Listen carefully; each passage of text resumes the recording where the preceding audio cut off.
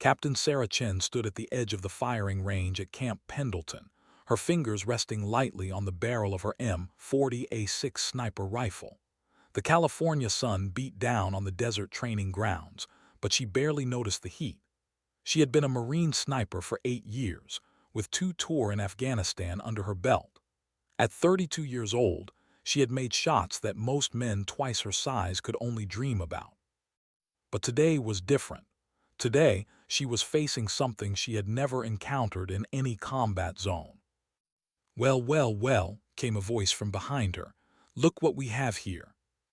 Sarah turned to see Gunnery Sergeant Rick Morrison approaching, flanked by 3 other male Marines.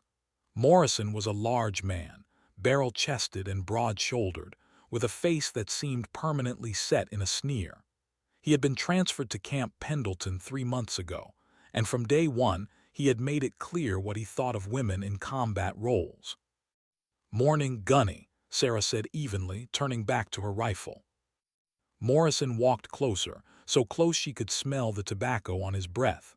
"I heard you volunteered for the advanced sniper competition next month. That true?" "Yes, Gunny, it is." He laughed, and the men behind him joined in. "You do know that's a real competition, right? Not some diversity quota thing. We're talking about the best of the best." Sarah kept her eyes forward, her jaw tight. "I'm aware of what it is." "See, I don't think you are," Morrison continued, walking around to face her. "This isn't some political statement. Lives depend on the people who earn spots in advanced sniper teams. Real lives, Marines in the field." "I know that better than most," Sarah said quietly. Morrison reached out and tapped her rifle with one thick finger. "Wrong gun, sweetheart," he said with a smirk. "You want to compete with the big boys, you need to be able to handle a real weapon. That little thing might be fine for picking off targets at 500 yards, but we're talking about extreme long-range shots.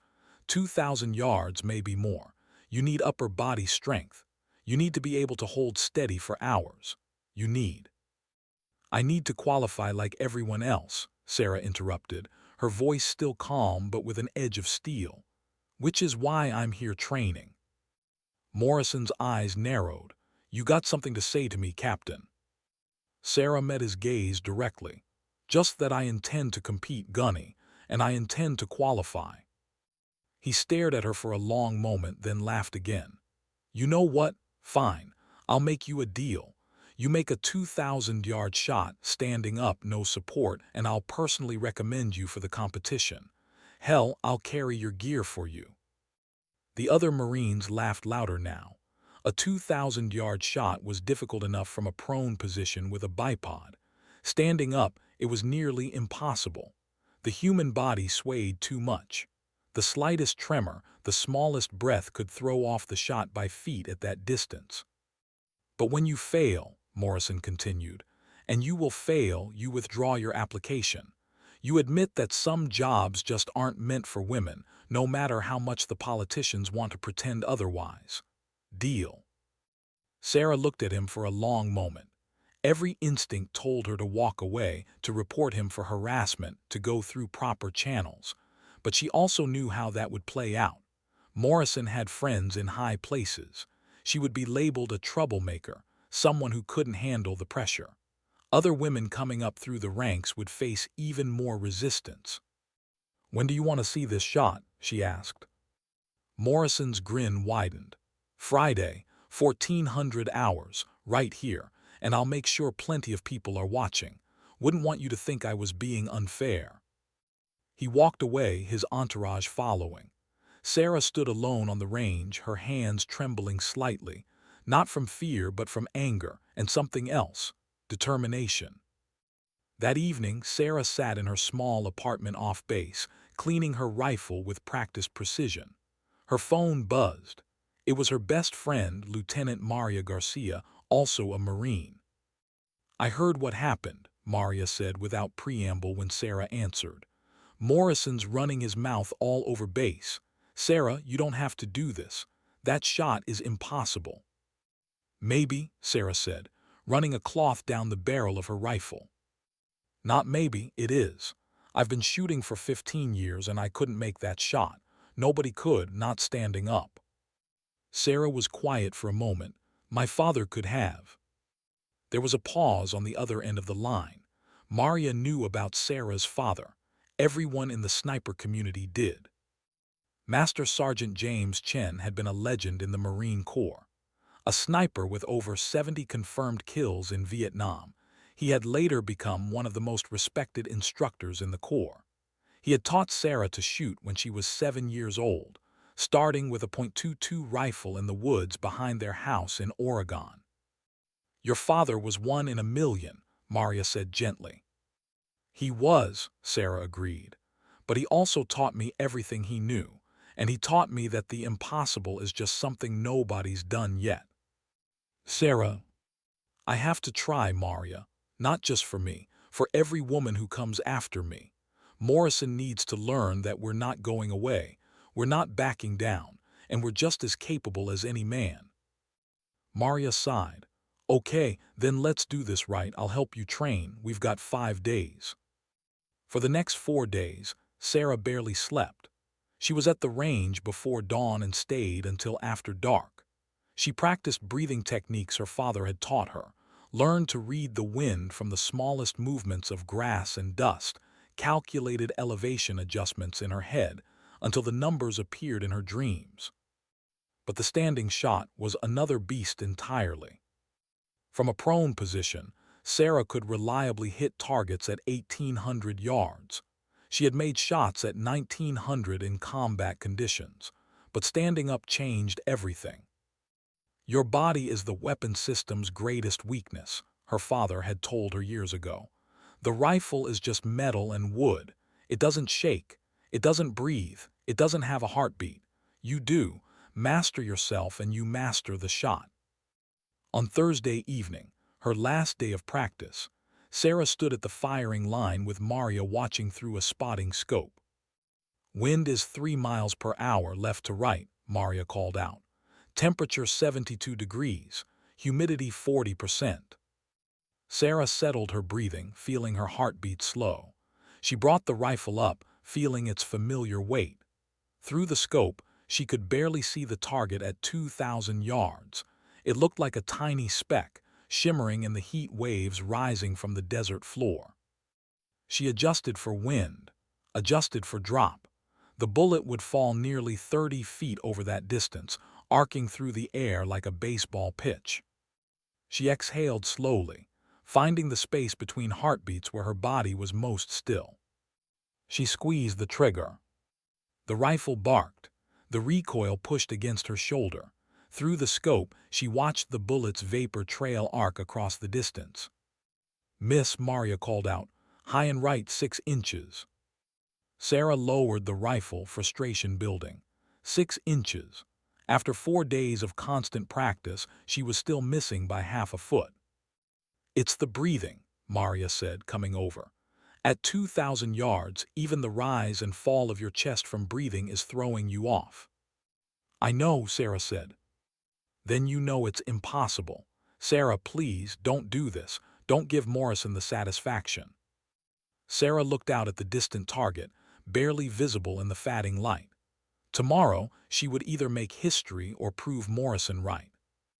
"I'll see you tomorrow," she said quietly. That night, Sarah didn't go home. She drove 2 hours north into the mountains of Oregon to the small cemetery where her father was buried. She had not been back since the funeral 3 years ago. Cancer had taken him, quick and merciless, just like it had taken her mother a decade before. She sat by his headstone as the stars came out. "I don't know if I can do this, Dad," she said to the darkness. "The math works. The shot is possible, but I can't seem to make my body steady enough, and I'm running out of time." The wind whispered through the pine trees. An owl called in the distance. Sarah closed her eyes, and in her memory she heard her father's voice. "The secret to impossible shots isn't in the rifle, Sarah. It's not even in the training. It's in knowing who you are. When you know that, really know it deep in your bones, nothing can shake you. Not fear, not doubt, not the enemy. Nothing." She sat there until dawn, and when she drove back to Camp Pendleton, something had changed. She couldn't explain it, but she felt different, calmer, more centered. Friday came too quickly. When Sarah arrived at the firing range at 1:30 on Friday afternoon, she found a crowd waiting. Word had spread across the base. At least 50 Marines had gathered, some sitting on equipment cases, others standing in small groups. She spotted several officers she recognized, including Colonel Patricia Hayes, the base commander. Morrison stood near the firing line, arms crossed, looking supremely confident. When he saw Sarah approaching with her rifle case, his grin widened. "Captain Chen, so glad you could make it. I was worried you might have reconsidered." Sarah said nothing. She walked to the shooting bench and began unpacking her rifle, moving with deliberate care. "Quite a crowd," Morrison continued, gesturing to the gathered Marines. "I wanted to make sure everyone could witness this historic moment. The day Captain Chen proved that she belongs in the advanced sniper competition." The sarcasm in his voice was thick enough to cut. Some of the Marines laughed. Others watched in uncomfortable silence. Sarah finished assembling her rifle and checked her ammunition. She had chosen her rounds carefully, 175-grain Sierra Matchking bullets, loaded to her exact specifications. Each one had been weighed, measured, and inspected. Colonel Hayes walked over. "Captain Chen, you don't have to do this. Gunnery Sergeant Morrison's challenge is not an official requirement for the competition." "I know, ma'am," Sarah said, "but I want to do it anyway." Hayes studied her for a moment, then nodded. "Very well, good luck." Maria appeared at Sarah's elbow, carrying a spotting scope. "I'll call your shot," she said quietly. "Thank you." Morrison stepped forward, enjoying his moment. "All right, folks, here's the deal. The target is at exactly 2,000 yards. Captain Chen will take one shot, standing, no support. If she hits the target, and I mean actually hits it, not just gets close, then I'll personally recommend her for the advanced sniper competition and apologize for ever doubting her abilities." He paused, his grin widening. "But when she misses, she withdraws her application and admits that some jobs require capabilities that not everyone has." "When she misses," Maria muttered, "arrogant bastard." Sarah picked up her rifle and walked to the firing line. The crowd fell silent. In the distance, she could see the target, a small square barely visible against the desert landscape. She had thought about this shot constantly for 5 days. 2,000 yards, standing, no support. The numbers ran through her mind automatically. Bullet drop, approximately 28 feet. Wind drift, she'd need to account for that on the fly. The Coriolis effect from the Earth's rotation, negligible at this distance but present. Humidity, temperature, air pressure, all factors that would affect the bullet's flight. But more than the math, she thought about what her father had taught her in those woods in Oregon so many years ago. "Shooting is meditation," he had said. "It's you and the target and nothing else. No past, no future, just this moment, this breath, this heartbeat." Sarah raised the rifle to her shoulder. Through the scope, she found the target. It danced and shimmered in the heat waves. "Wind is 4 miles per hour, quartering from the left," Maria called out softly, barely loud enough for Sarah to hear. Sarah made her adjustment. She settled her breathing, feeling her body become still. And then something remarkable happened. Everything else fell away. The crowd, Morrison, the pressure, the anger, all of it dissolved like morning mist. There was only the rifle, the target, and the space between them. Sarah found her breath's natural rhythm. In, out, in, out. Her heartbeat slowed the way it always did before a shot. She could feel each pulse, steady as a metronome. She exhaled halfway, then stopped, between breaths, between heartbeats, in that perfect, still moment where the body is most quiet. She squeezed the trigger with the same pressure she had used 10,000 times before. The rifle cracked, shattering the desert silence. The recoil was familiar, expected. Sarah stayed in her scope, watching. At 2,000 yards, the bullet's flight took nearly 3 seconds. 3 seconds where Sarah could see the vapor trail arc across the distance, rising and falling in its precise mathematical curve. 3 seconds where nobody breathed. The bullet struck the target dead center. For a moment nobody moved. The silence was absolute. Then Maria's voice, shaking with emotion, hit dead center. The crowd erupted. Marines who had been skeptical were now cheering. Officers were nodding to each other in amazement. Even the ones who had come to watch Sarah fail were clapping, caught up in the moment. Sarah lowered her rifle, her hand steady. She turned to look at Morrison. The gunnery sergeant's face had gone pale. His mouth opened and closed, but no words came out. He looked like a man who had just watched the impossible become real. "I believe you had something to say, Gunny," Sarah said quietly. Morrison's jaw worked. Around him the crowd had grown quiet again, waiting. Every eye was on him. "I don't," he cleared his throat. "That was a lucky shot." The murmur from the crowd was immediate and angry. Even Morrison's friends were shaking their heads. "A lucky shot," Sarah repeated, "at 2,000 yards standing up." "Anyone can get lucky once," Morrison said, but his voice lacked conviction. Colonel Hayes stepped forward. "Gunnery Sergeant Morrison, I believe you made a very specific promise." Morrison's face flushed red. "With all due respect, ma'am, I can't in good conscience recommend someone based on one lucky shot." "It wasn't luck." The voice came from the edge of the crowd. Everyone turned to see an older Marine approaching, his uniform bearing the insignia of a master sergeant. He was in his 60s, with silver hair and the weathered face of someone who had spent decades in the sun. Sarah's breath caught. She recognized him immediately. Master Sergeant William "Bull" Harrison, her father's best friend and shooting partner, the man who had served with James Chen in Vietnam and had been at his funeral 3 years ago. "Bull," Sarah said softly. Harrison walked to the firing line and picked up Sarah's rifle, examining it with an expert's eye. "I taught James Chen to shoot," he said, his voice carrying across the silent crowd. "And James taught his daughter. I've been watching Captain Chen train all week, and I'm here to tell you all something. What you just witnessed wasn't luck. It was skill, pure skill born from dedication and training." He turned to Morrison. "Gunny, I've been a sniper instructor for 40 years. I've trained thousands of Marines, and I can count on one hand the number of shooters I've seen who could make that shot. One of them was James Chen.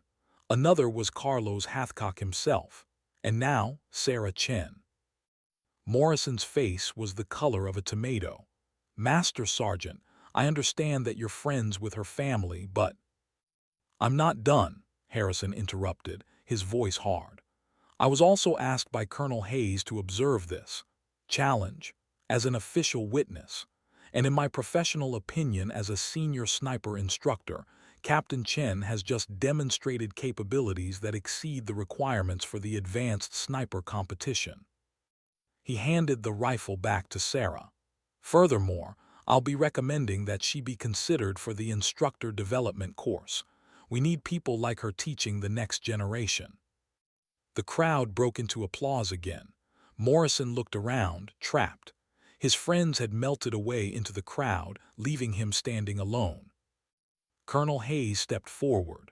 "Gunnery Sergeant Morrison, I'll expect that letter of recommendation on my desk by Monday morning. Dismissed." Morrison opened his mouth to protest, then seemed to think better of it. He threw Sarah one last hateful look, then turned and stalked away. As the crowd began to disperse, Marines stopped to shake Sarah's hand or clap her on the shoulder. She accepted their congratulations quietly, still processing what had just happened. Maria wrapped her in a tight hug. "You did it, Sarah, you actually did it." "I can't believe." Sarah's voice trailed off. She felt drained, exhausted, like she had just run a marathon. Master Sergeant Harrison approached. "Your father would have been proud," he said simply. Sarah's eyes filled with tears. "Thank you, Bull, for being here, for speaking up." "I was here all week," Harrison said. Watching you train, you didn't see me, but I saw you. And I saw James in every movement, the way you check your equipment, the way you breathe, even the way you stand." He smiled. "He taught you well." "He taught me everything," Sarah said. "Not everything," Harrison said. "He taught you how to shoot, but what you did today, the courage to stand up to a bully, to risk public failure for something you believe in, that's all you, Sarah. That's your own strength." As Harrison walked away, Colonel Hayes approached. "Captain Chen, a word." They walked a short distance from the crowd. Hayes's expression was serious. "That was impressive shooting," the colonel said. "But it was also dangerous. If you had missed, Morrison would have used it against every woman trying to serve in combat roles." "I know, ma'am." "So why did you do it?" Sarah thought about the question. "Because someone had to. Morrison's been harassing women on this base for months. If I had backed down, if I had reported him through official channels, he would have just been more careful. But this way," she gestured to the dispersing crowd. "This way, everyone saw what happened. They saw him make a promise and try to break it. They saw what real capability looks like. And maybe, just maybe, the next time someone like Morrison tries to bully a female Marine, someone will remember today and speak up." Hayes studied her for a long moment, then nodded. "You're right. And for what it's worth, Morrison's going to find life very difficult around here from now on. Word of this will spread." She paused. "But I want you to be careful. Men like him don't forget humiliation. They get angry, and they get even." A chill ran down Sarah's spine despite the desert heat. "I understand, ma'am." "Good, now go home, get some rest. You've earned it." Sarah packed up her rifle and headed to her car. As she drove off the base, she felt a strange mix of emotions. Triumph, yes, relief, but also a nagging worry that Colonel Hayes was right. She had won the battle, but the war might just be beginning. The story of Sarah's 2,000-yard shot spread through Camp Pendleton like wildfire. By Monday morning, everyone on base knew what had happened. Sarah found herself treated like a celebrity. Marines she had never met nodded respectfully when they passed, and several female service members approached her to say thank you. But there was a darker undercurrent too. Morrison's friends remained loyal to him, and they made their displeasure known through pointed stares and whispered comments just loud enough for Sarah to hear. Teacher's pet. Publicity stunt. Diversity hire. Sarah tried to ignore it and focus on her training. The advanced sniper competition was only 3 weeks away, and she needed to be ready. On Tuesday, she arrived at the range to find that someone had vandalized her target stand. Spray-painted across it in red letters, "Go home." Maria, who had arrived with her, swore loudly, "I'm reporting this. This is harassment." "Don't," Sarah said quietly. "What, Sarah, this is?" "This is exactly what they want. They want me to complain, to seem weak, to need protection." Sarah pulled out her phone and took several photos of the vandalism. "We'll document it, but we won't react. We'll just keep working." It took them an hour to clean the paint off and set up new targets. As they worked, Sarah noticed a truck parked on a hill overlooking the range. It was too far away to see who was inside, but she had a pretty good idea. They were watching her, waiting for her to fail. Over the next week, the incidents escalated. Someone slashed 2 of Sarah's tires in the parking lot. Her locker was broken into and her personal gear scattered. Anonymous notes appeared, suggesting that she had slept her way to her position or that her famous shot had been faked. Through it all, Sarah remained calm and focused. She documented everything, took photos, filed official reports, but she refused to let it distract her from training. "They're trying to get in your head," Maria said one evening as they reviewed footage of Sarah's practice shots. "They want you to be angry, distracted, off your game for the competition." "I know," Sarah said. "That's why I can't give them the satisfaction." But it was harder than she let on. Sarah had faced enemy fire in Afghanistan, had seen friends die, had made life-or-death decisions in the chaos of combat. But this felt different. This was personal. This was her own people, Marines she should have been able to trust, trying to tear her down. The Wednesday before the competition, things came to a head. Sarah was in the armory, cleaning her rifle after a practice session, when Morrison entered with two other Marines, Sergeant Jake Reeves and Corporal Tony Martinez, both known to be his loyal followers. "Well, if it isn't our resident celebrity," Morrison said, his voice dripping with false friendliness. "How's the training going, Captain? Feeling confident about the competition?" Sarah continued cleaning her rifle. "It's going well, Gunny." That's good, that's good." Morrison walked closer. "You know, I've been thinking about your shot, the famous 2,000-yard shot, and something's been bothering me." "What's that?" "The conditions were perfect that day. No wind to speak of, clear visibility, and you had all week to practice on that exact range at that exact distance." He leaned against the cleaning bench. "But the competition isn't going to be like that. Unknown distances, variable conditions, moving targets, that's a whole different ballgame." "I'm aware of the competition format," Sarah said evenly. "Are you, though?" Morrison's voice hardened. "Because I'm starting to think maybe you got lucky once and now you're in over your head. And when you fail at this competition, it's going to reflect badly on all of us. People are going to say the Marines lowered their standards just to make some political statement about women in combat." Sarah set down her cleaning rod and looked Morrison directly in the eye. "Gunny, I'm going to tell you something, and I want you to listen carefully. I didn't make that shot to prove anything to you. I didn't do it for publicity or politics. I did it because I'm a Marine and I'm good at my job. And whatever you think of me, whatever you think of women in combat, it doesn't change the fact that I earned my place here, just like you earned yours." Morrison's face darkened. "You think you've earned?" "I know I have. 2 tours in Afghanistan. 17 confirmed kills. 3 Bronze Stars. I've bled for this uniform, Gunny. I've carried wounded Marines to safety. I've made shots under fire that saved lives. So yes, I think I've earned my place." For a moment Morrison looked like he might explode. Then he smiled, a cold, calculating smile. "You know what? You're right. You have earned your place, and I'm sure you'll do just fine at the competition." He turned to leave, then stopped. "Just one piece of advice, Captain. Watch your back. Training accidents happen all the time."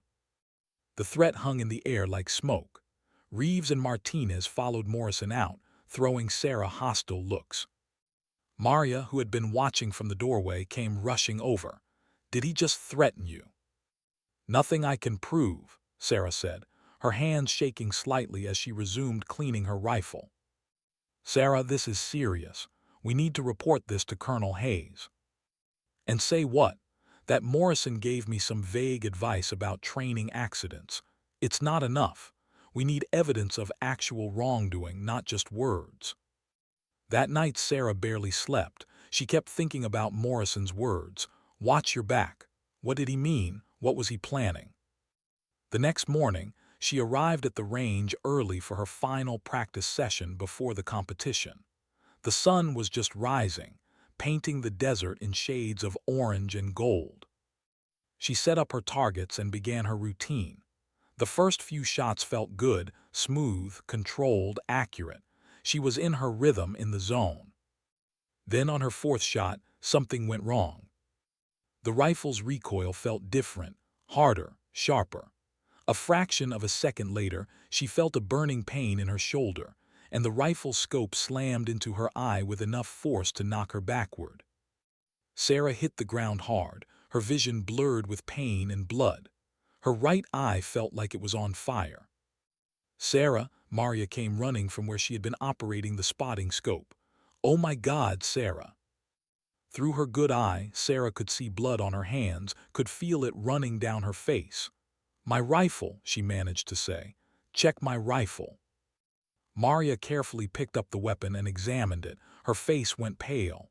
"Sarah, the ammunition. This isn't your load. Someone switched your rounds. Sarah's blood ran cold despite the desert heat. She had loaded her magazines herself the night before, using her carefully prepared ammunition. Someone had switched them out for overloaded rounds, bullets with too much powder, designed to create excessive pressure in the rifle chamber. It was a miracle the rifle hadn't exploded in her hands. As it was, the overpressure had caused the scope to recoil violently backward, smashing into her eye socket. "We need to get you to medical," Maria said, helping Sarah to her feet. "We need to preserve the evidence," Sarah said through gritted teeth. "Those rounds, my rifle, everything. Don't let anyone touch anything." "Sarah, you're bleeding." "I'm okay. My eye is cut, but I can see. Call the MPs, call Colonel Hayes. This is attempted assault." Within an hour, the range was swarming with military police. A medic had bandaged Sarah's eye, 15 stitches to close the gash, but thankfully no permanent damage to the eye itself. She would have a black eye for weeks, but she could still see. Colonel Hayes arrived in person, her expression thunderous. "Captain Chen, can you tell me what happened?" Sarah explained about loading her magazines the previous evening, securing them in her locker, and then finding them this morning with the rounds switched. "The ballistics lab is examining the ammunition now," said the MP investigator, a stern-faced captain named Rodriguez. "But preliminary examination shows these rounds are loaded with at least 30% more powder than standard. If your rifle had been in worse condition, or if the manufacturing tolerances had been slightly different, it could have exploded. You could have been killed." "Who had access to your locker?" Hayes asked. "It was locked," Sarah said. "But these are military locks. Anyone with the right tools could open it." "Convenient," Rodriguez said, making notes. "No cameras in the locker room." "No, sir." Hayes's jaw tightened. "So we have no direct evidence of who did this." "Ma'am, with respect, I think we all know who did this," Maria said hotly. "Morrison threatened her yesterday. He said, and I quote, 'Watch your back and that training accidents happen all the time.'" "That's hearsay," Rodriguez said, "without physical evidence or witnesses to the actual tampering." "Then we'll find evidence," Hayes interrupted. "Captain Rodriguez, I want Morrison and his known associates questioned. I want their barracks searched. I want every avenue explored." "Ma'am, if I may," Sarah said quietly, "I'd like to request that the investigation be conducted quietly. If Morrison knows we're looking at him, he'll destroy any evidence." Hayes studied her. "What are you suggesting?" "I'm suggesting we let him think he got away with it. Let him think I'm too scared to compete. And then I show up at the competition tomorrow and perform." "Sarah, you can't be serious," Maria said. "You have 15 stitches in your face." "The competition rules don't prohibit competing with an injury," Sarah said. "And if Morrison is there, if he sees me shoot well despite his attempt to stop me, he might get careless, make a mistake, say something incriminating." Hayes considered this. "It's risky. If you compete injured and perform poorly, it could undermine everything you've accomplished. And if I don't compete, Morrison wins. He gets to tell everyone that I was scared off, that women can't handle the pressure." Sarah shook her head. "I won't give him that satisfaction." Rodriguez looked at Hayes, who finally nodded. "All right, we'll continue the investigation quietly. But Captain Chen, if you're going to do this, you need to be careful. If Morrison tried to sabotage you once, he might try again." "I'll be ready," Sarah said. That evening, Sarah sat in her apartment holding an ice pack to her swollen eye. Her phone rang. It was Bull Harrison. "I heard what happened," he said without preamble. "Are you all right?" "I've been better, but I'll live." "Sarah, you don't have to do this competition. Not injured, not with someone actively trying to hurt you." "Everyone keeps telling me what I don't have to do," Sarah said tiredly. "But nobody seems to understand what I do have to do." "Which is?" "Show that you can't bully us into silence. Show that we won't back down. Show every young woman considering military service that they belong here just as much as any man." Harrison was quiet for a moment. "You sound just like your father. He was stubborn too." "He taught me well."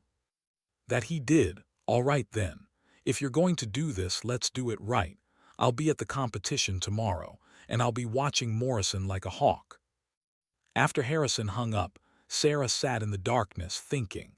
Tomorrow would determine everything. Tomorrow, she would either prove that she belonged with the best snipers in the Marine Corps, or she would fail in front of everyone. Either way, there was no turning back now. The advanced sniper competition was held at a remote range complex in the mountains east of Camp Pendleton. Sarah arrived at dawn on Saturday, her right eye still swollen and discolored despite the makeup she had carefully applied. She had told herself the black eye was just another challenge to overcome. The parking area was already crowded with vehicles. 40 of the Marine Corps best snipers had been invited to compete, along with observers from other services and several foreign militaries. This was one of the premier shooting competitions in the world. As Sarah unloaded her gear, she spotted Morrison across the parking area. He was talking with several other competitors, but when he saw her, his eyes widened in surprise. He had clearly expected her not to show. "Sarah," Maria came jogging over. "How are you feeling?" "Like I got punched in the face by a rifle scope," Sarah said, "but I'll manage." Bull Harrison appeared beside them. "I've been asking around. Morrison's telling everyone that you had a training accident, that you're too injured to compete effectively. He's already setting the narrative for when you fail." "Then we'll just have to change the narrative," Sarah said. The competition was brutal. It began with a timed target engagement at unknown distances, ranging from 600 to 1,500 yards. Competitors had to estimate the range, calculate their adjustments, and engage targets before time ran out. Sarah's injured eye made depth perception difficult. She missed her first 2 targets, falling behind in the scoring. She could hear murmurs from the crowd, could feel Morrison's satisfied gaze on her back. But she forced herself to focus. She had trained for this. She knew her rifle, knew her ballistics. She just had to trust her training. On the 3rd target, at 900 yards, she made the adjustment and squeezed the trigger. The target went down. 4th target, 1,200 yards, hit. 5th target, 1,500 yards, hit. By the end of the first event, she had clawed her way back to the middle of the pack.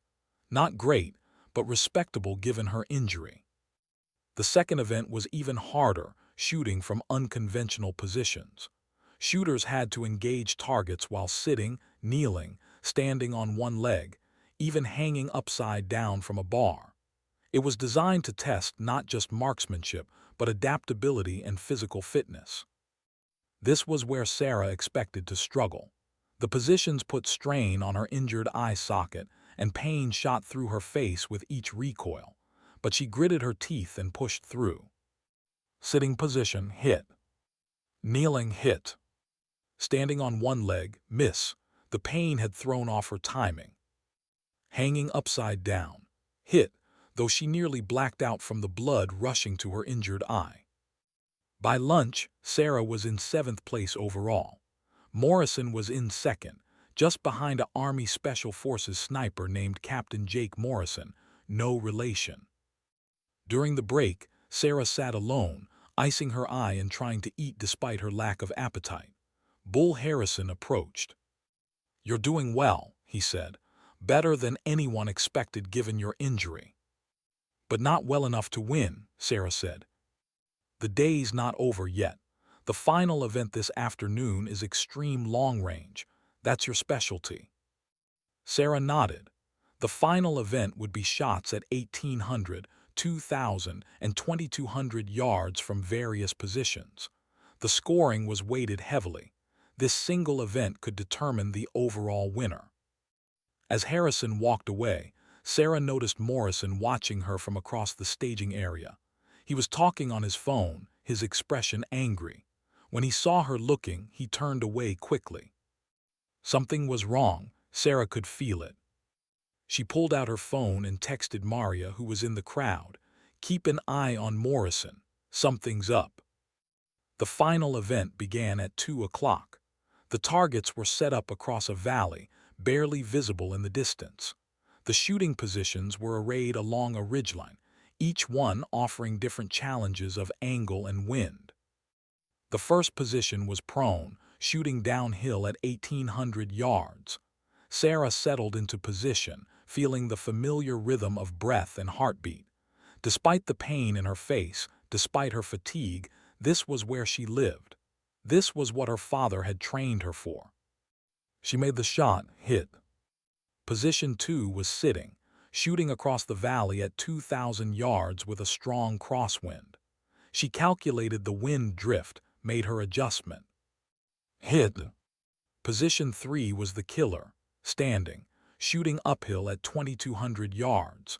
The longest shot of the day, from the most unstable position, at an uphill angle that made the ballistics even more complex.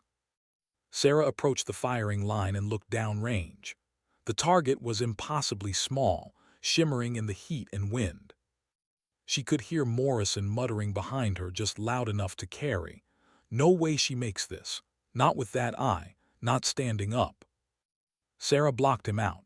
She raised her rifle, feeling its weight settle into her shoulder. Through the scope, she found the target. The wind was gusting, unpredictable. She would have to time the shot perfectly, catching a lull between gusts. She settled her breathing, found her heartbeat. And then she heard something that made her blood run cold. A metallic click from her rifle, something in the trigger mechanism. Sarah immediately lowered the weapon and engaged the safety. She opened the bolt and examined the chamber. There, barely visible, was a tiny piece of wire jammed into the trigger assembly. It was thin enough that she hadn't noticed it during her earlier shots, but positioned precisely to cause the trigger to fail at maximum trigger pull, exactly the pressure she would use for a long-range shot. Someone had sabotaged her rifle, again. "Range is hot, Captain Chen," the safety officer called. "You need to take your shot or pass." Sarah's mind raced. She could pass, report the sabotage, but that would mean forfeit, and it would mean Morrison would get away with it again. Or... She pulled out her multi-tool and, as subtly as she could, worked the wire free from the trigger assembly. It took precious seconds, and she could feel the safety officer getting impatient. Finally, the wire came free. Sarah closed the bolt and raised the rifle again. But now she had a problem. She had lost her rhythm, her mental preparation, and the time limit was ticking down. 30 seconds, Captain," the safety officer warned. Sarah forced herself to ignore the pressure. She found the target in her scope. The wind was still gusting. 20 seconds. She steadied her breathing, found her heartbeat. 15 seconds. She felt the wind drop just for a moment, a perfect lull. 10 seconds. She squeezed the trigger. The rifle cracked. The bullet flew across the valley, arcing high against the blue sky. Time seemed to stop. Sarah held her breath, watching through the scope. The bullet struck the target dead center. The crowd erupted in cheers. Even other competitors were applauding.